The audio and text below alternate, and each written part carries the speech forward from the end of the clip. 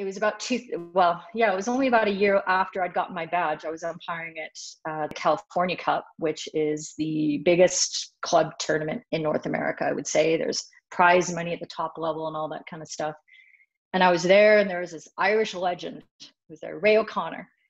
And he's going to be a familiar name to a lot of people that'll listen to this podcast. And he told me at that point, he basically pulled me aside and said, all right, you think you're pretty big stuff, don't you? And I was like, no, sir, no, sir. And he says, if you want to be good, you need to get out of Canada. You need to go abroad. And sorry, that's a terrible accent. We do apologize if we're in Ireland. Yeah, so he told me I needed to get out so that I could get exposed to and get so much more hockey. And even then I didn't understand. It wasn't until 2006 that I took his advice.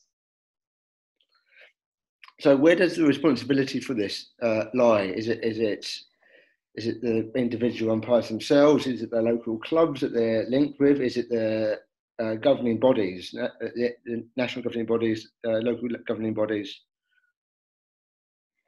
Well, there's responsibility in the moral sense, and then there's responsibility in the realistic sense. So when you're in Canada, when you're in PAF, you have to take the responsibility on yourself. So in 2006, I was at a tournament in the Dominican Republic, and I had an absolute nightmare. It went probably as badly as a tournament ever could for an individual for so many reasons.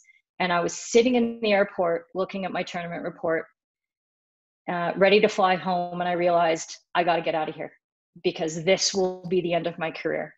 And right from that airport in the Dominican Republic, I sent an email to the people I had met from England when I was at the Junior World Cup the year prior and asked them, I want to come to England and umpire, and I want to do it now. Can you help me? And that's the kind of thing that I needed to do in order to get myself better, basically. I had to take that initiative.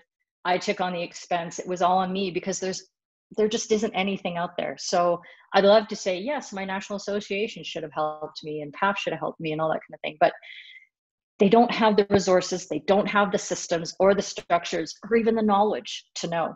So these are the things that, as somebody who's been through that journey, I want to make it easier for everybody else. And the whole reason I started FHumpires, which is the thing that you think I'm famous for, is that I want to create that community and that knowledge and be able to support people just like me who are umpires in the lesser known regions who don't have the support networks, and help them get better. Whatever I can do to encourage that, that's what I want to be able to provide for them.